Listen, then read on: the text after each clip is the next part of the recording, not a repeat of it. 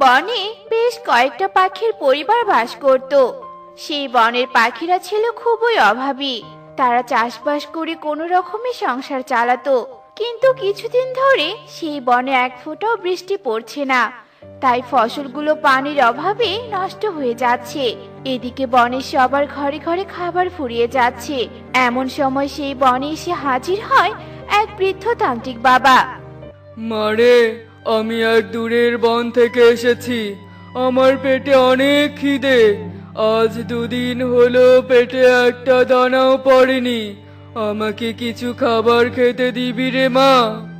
আপনি আর আসার জায়গা পেলেন না, শেষমেশ কিনা আমাদের এই অভাবী বনে আসলেন। শুনুন তান্ত্রিক বাবা, আমাদের এই বনে খুবই অভাব। আমরা নিজেরাই খাবারের জন্য কষ্ট করছি। আপনাকে আমরা কোনো খাবার দিয়ে সাহায্য করতে পারবো না। এরপর তান্ত্রিক বাবা নিরুপায় হয়ে কালুর বাড়ি থেকে চলে যায় আর একে একে বনের সবার বাড়িতে যায়, কিন্তু কেউ তাকে একটু খাবার দিতে পারে না। অবশেষে বনের সব থেকে গরিব টোনা ও টুনির বাড়িতে সে চলে যায়। বাড়িতে কেউ আছিস? থাকলে একটু বাইরে আয় তো।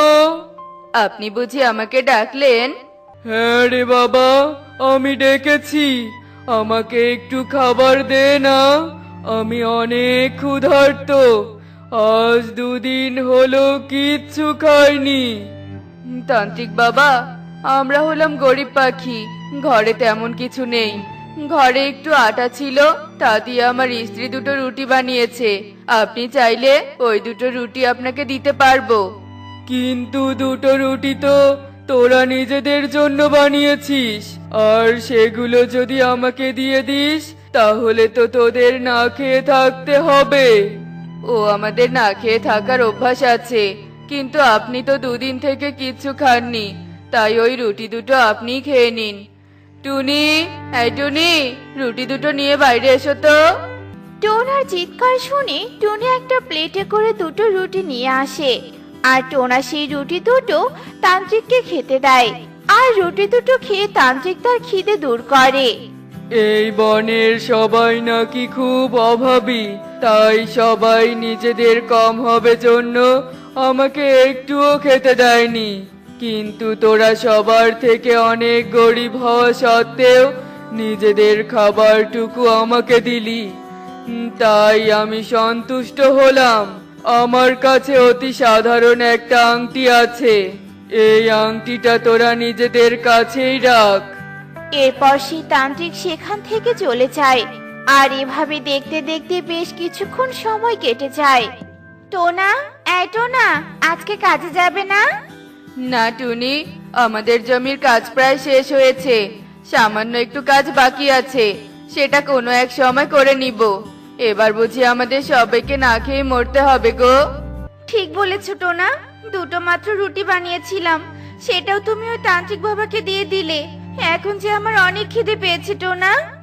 কি আর করবে বলো, আমারও তো অনেক খিদে পেয়েছে, কিন্তু ওই তান্ত্রিক বাবা তো আমাদের থেকে বেশি ক্ষুধার্ত ছিল। আর ক্ষুধার্ত পাখিকে খাবার দেওয়াও একটা ভালো কাজ। তান্ত্রিক বাবার দেয়া আংটি বরং তুমি হাতে পরে নাও টুনি, এই নাও। কিন্তু টোনা, এই আংটিটাতে তো অনেক ময়লা লেগে আছে, তাই একে পরিষ্কার করে তারপর হাতে পড়তে হবে। এই কথা বলে টুনি সেই আংটিটা একটা পাথরের সাথে ঘষা দেয়, আর সাথে সাথে আংটির ভেতর থেকে এক দৈত্য বেরিয়ে আসে। হুকুম করুন মালিক। এ কি? হে, আমি কি দেখছি? এটা তো একটা দৈত্য। ওরে বাবারে, দৈত্য, মেরো না, আমাদেরকে মেরো না। আমাকে দেখে ভয় পাবেন না মালিক, আমি আপনাদের গোলামি করতে এসেছি। আদেশ করুন, আমাকে আদেশ করুন। হ্যাঁ টুনি, এই দৈত্যটা মনে হয় অনেক ভালো, তাই ও আমাদের না মেরে আমাদের গোলামি করতে চাইছে। আমি বরং একবার পরীক্ষা করে দেখি। দৈত্য, আমাদের অনেক খিদে পেয়েছে, আমাদেরকে খাবার এনে দাও দেখি। টোনার কথা শোনা মাত্রই সেই দৈত্য জাদু করে তাদেরকে অনেকগুলো খাবার এনে দেয়, আর তা দেখে টোনা ও টুনি অনেক খুশি হয়ে যায়।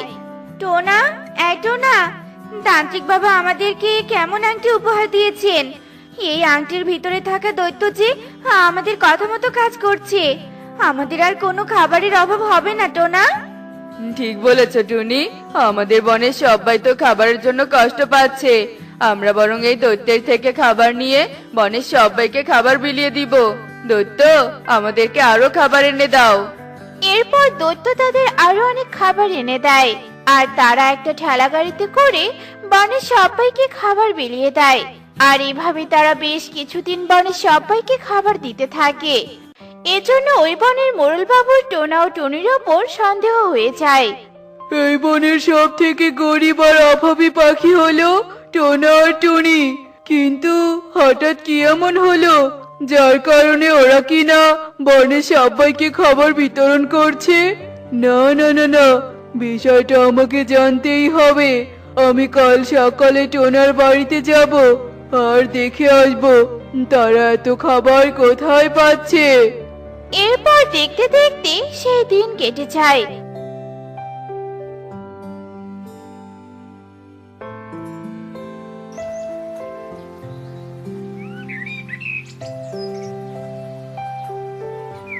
আর পরের দিন সকালে মোড়ল বাবু টোনার বাড়িতে চলে যায়। হুকুম করুন মালিক। আমরা তোমার কাছে বেশি কিছু চেয়ে তোমার কাজ বাড়াতে চাই না। তুমি শুধু রোজ আমাদেরকে অনেকগুলো খাবার দিও, যাতে আমরা বনের সবাইকে খাবার দিয়ে সাহায্য করতে পারি। আমার তান্ত্রিক মালিক আমাকে আপনাদের মতো সৎ পাখিদের সেবা করতে দিয়ে ভালো করেছে। আপনারা দুজন খুব ভালো।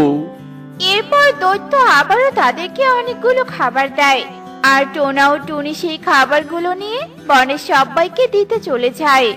তোর মনে এই দৈত্য টোনা ও টুনিকে সাহায্য করছে, কিন্তু এত ভাগ্য করে একটা গোলামি করার দৈত্য পেয়েও এরা কিনা শুধুমাত্র খাবার নিচ্ছে। বোকা টোনা টুনি, এরকম দৈত্যের থেকে সোনা হিরে মুক্ত না নিয়ে খাবার নিচ্ছে। ওই আংটিটা আমার চাই চাই। এরপর মোড়ল বাবু টোনা ও টুনির ঘরে চলে যায়, আর সেই আংটিটা চুরি করে নিয়ে তার বাড়িতে চলে যায়। আমি এক্ষুনি এই দৈত্যকে রাখবো আর মনের মতো সোনা হিরে নিব। এরপর মোড়ল বাবু সেই আংটিটা একটা পাথরের সাথে ঘর্ষণ করে, আর সাথে সাথে সেই দৈত্য তার সামনে চলে আসে। হুকুম করুন মালিক। দে দে, আমাকে অনেকগুলো স্বর্ণ হিরে মণিমুক্ত দে। এই নিন মালিক।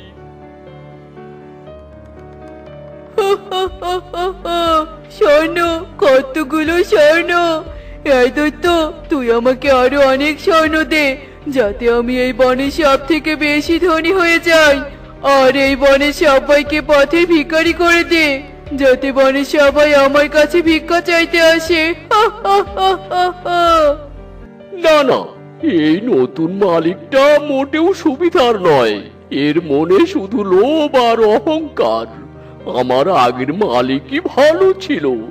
এই লোভী মনে হয় আমার আগের মালিকের থেকে আংটিটা চুরি করেছে। দাঁড়ারে লোভী, তোর লোভ আমি বের করছি। কি হলো কি? তুই আমার কথা শুনে চুপ হয়ে গেলি কেন? মানে বলছিলাম কি মালিক, আমি তো এতগুলো স্বর্ণ দিতে পারি না। তবে এই নিন, এই আংটি আপনাকে একদিনে অনেক কিছু দিতে পারবে। আর সে কাল সকাল থেকে কাজ শুরু করবে। আর আপনি যে আংটিটা চুরি করেছেন সেটা তাড়াতাড়ি করে ফেরত দিয়ে আসুন। কেননা এই নতুন আংটি থেকে যে দৈত্য আসবে, সে যদি জানতে পারে আপনি একজন চোর, তাহলে আপনাকে কঠিন শাস্তি দিবে। ওরে বাবা, তাই নাকি? আচ্ছা ঠিক আছে, তোর থেকে ভালো কাজ করা দৈত্যকে পেয়ে গেলে তোকে দিয়ে কি লাভ? চলে আয় আংটির ভিতরে, আমি তোকে সহ এই আংটিটিকে ফেরত দিয়ে আসি। এরপর দৈত্য সেই আংটির ভেতরে চলে যায়, আর ঈগল সেই আংটিটা নিয়ে গিয়ে ফেরত দিয়ে আসে। আর কিছুক্ষণ পর টোনা ও টুনি এক গরিব বাচ্চাকে সাথে নিয়ে বাড়িতে চলে আসে, আর আবারও সেই দৈত্যকে বাহিরে ডাকে। শোনো দৈত্য, এই যে এই ছোট মেয়েটির মা অনেক অসুস্থ, টাকার অভাবে চিকিৎসা করাতে পারছে না, তুমি ওকে কিছু টাকা দিতে পারবে? হ্যাঁ পারবো মালিক, এই নাও। এরপর দৈত্য জাদু করে সেই ছোট্ট মেয়েটিকে কিছু টাকা দেয়। এরপর সেই মেয়েটি সেখান থেকে চলে যায়। মালিক, আপনাদেরকে কিছু বলার ছিল। তাই নাকি দৈত্য? বলো শুনি, কি বলবে তুমি? এরপর দৈত্য টোনা ও টনিকে মোড়ল বাবুর আংটি চুরির কথা খুলে বলে। আর তা শুনে টোনা বলে, এ তো অনেক বিপদের লক্ষণ দৈত্য। শোনো দৈত্য, তোমাকে আর এই আংটিতে বন্দি হয়ে থাকতে হবে না। আজকে থেকে তুমি মুক্ত, কেননা তুমি এই আংটিতে থাকলে তোমার যে কোনো সময় বিপদ হয়ে যেতে পারে। আপনাকে অনেক অনেক ধন্যবাদ। তবে যাওয়ার আগে আমি আপনাদেরকে কিছু উপহার দিতে চাই। এরপর দৈত্য জাদু করে টোনা ও টনিকে অনেকগুলো স্বর্ণ আর একটা সিঙ্গারা বাড়ি উপহার দেয়। আর সে সেখান থেকে অদৃশ্য হয়ে যায়। অন্যদিকে মোড়ল বাড়িতে গিয়ে দেখে তার বাড়িটা আগের তুলনায় ভেঙে চুরে গেছে, আর সাথে থাকা স্বর্ণগুলো সেখানে নেই। তা দেখে মোড়ল বাবু কান্নায় ভেঙে পড়ে। হায় হায় রে, আমার কি সর্বনাশ হয়ে গেল! ধনী হওয়ার জন্য দত্তকে পাওয়ার লোভ করলাম, আর লোভ করায় কিনা আমার নিজের বাড়িটাও হারিয়ে ফেললাম। হায় হায় রে! মোড়ল তার ভুল বুঝতে পেরে কাঁদতে থাকে। অন্যদিকে টোনা ও টুনি সুখে দিন কাটাতে থাকে।